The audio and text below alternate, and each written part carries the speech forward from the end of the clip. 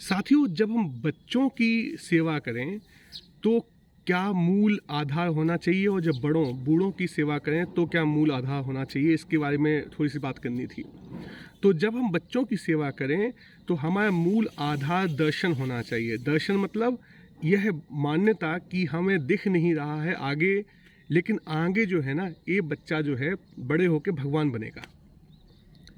तो ये जो दर्शन है, ये दर्शन की बच्चा बड़े होके ये बनेगा, बच्चा बड़े होके ऐसा एक बेहतर मनुष्य बनेगा। तो जब इस दर्शन के साथ हम बच्चे को देखते हैं, बोलते नहीं हैं, सिर्फ देखते हैं बस, तो बच्चा सतत उसी मतलब ध्यान की कुछ ऐसी शक्ति होती है जब उस ध्यान से जिससे देखते हैं, जिस दर्शन के साथ, कि बच्चा बिना कहे, बिना हमारे प्रयास के उसी डायरेक्शन में मुड़ जाता है। आज समाज में मेरा बच्चा बड़ा शैतान है, पता नहीं क्या होगा इस बच्चे का, पता नहीं कैसे बड़े होकर कंपटीशन करेगा। जब इस ध्यान, इस दर्शन से बच्चे को देखोगे तो अब चाहो तो ना चाहो तो बच्चा गलत दिशा में चला ही जाएगा। तो ये है बच्चों को बड़ा करने की मूल आधार कि दर्शन सही होना चाहिए। और आज समाज में हम सबको कोशिश करनी पड़ेगी, सामाजिक प्रयत्न करने पड़ेंगे कि हर बच्चे को एक बेहतर मनुष्य, एक बेहतर समाज का हिस्सा, एक बेहतर माता पिता, एक बेहतर साथी, और अंत में भगवान बनाने का जो दर्शन है वो उसी दर्शन से देखना चाहिए।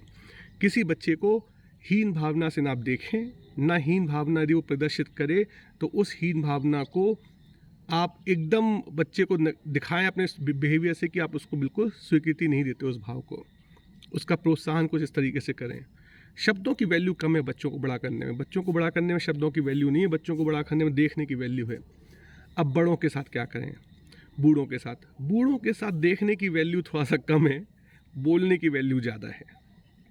तो बूढ़ों को, जो माता पिता हैं आपके बूढ़े होते जा रहे हैं, उनको ज्ञान के आधार पर उनकी सेवा कीजिए। ज्ञान क्या, कि भगवान जो भी हो, जैसा भी इन्होंने गलती की हो हमें बड़ा करने में, जो भी इन्होंने अच्छा किया हो, लेकिन मूल सत्य यह है कि इन्हीं की वजह से हम दुनिया में हैं और आज जीवित रहने के लिए हम कोशिश कर रहे हैं।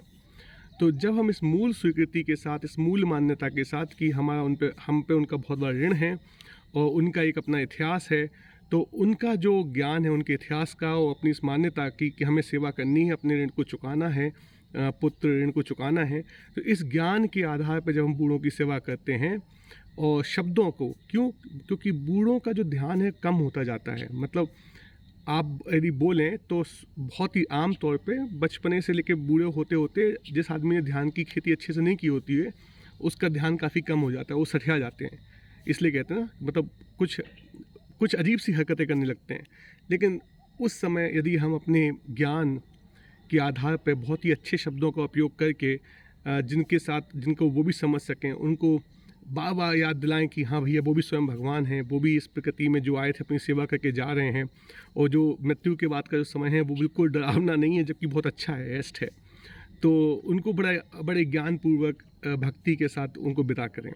तो बच्चों का पालन पोषण दर्शन के आधार पर कि वो भगवान बनने वाले हैं, और माता पिता का जो सेवा है वो ज्ञान के आधार पर कि वो भगवान हैं। तो इसी ज्ञान दर्शन के साथ जब आप सेवा करेंगे माता पिता की और बच्चों की, तो वही आपके जीवन का आधार बनेगा। उस आधार पे आप बहुत ऊंचाइयों तक जाएंगे। माता पिता और बच्चों की सेवा करने से किसी भी व्यक्ति की उन्नति रोक नहीं सकती कभी, ये बिल्कुल गलत मान्यता है।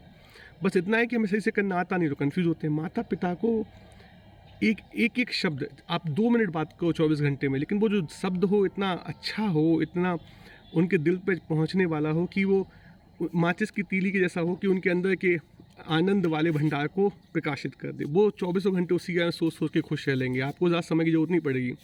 हाँ, समय की ज़रूरत बच्चों को होती है क्योंकि आपको देखना है। तो जितना आप देखोगे बच्चों को, सांसारिक समय मतलब घड़ी के समय के हिसाब से भी 3-4-2 मतलब कम से कम 20 मिनट तो बच्चों को देखना ही है, शांत होके, मौन होके।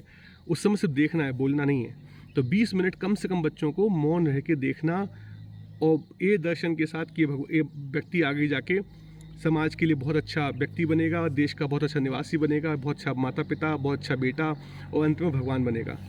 तो तेरा तुझको अर्पण, बताइएगा कैसा लगा।